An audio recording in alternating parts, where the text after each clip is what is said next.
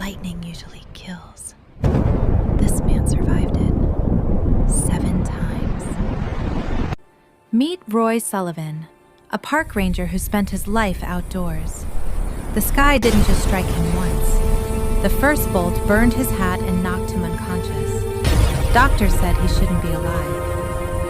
Then it happened again, and again.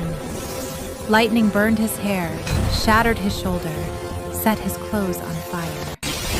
One strike chased him from the sky. Another hit while he stood in his own backyard. People were afraid to stand near him. When storms came, they ran. 7 confirmed lightning strikes. Guinness World Record. Impossible odds. Roy survived every time.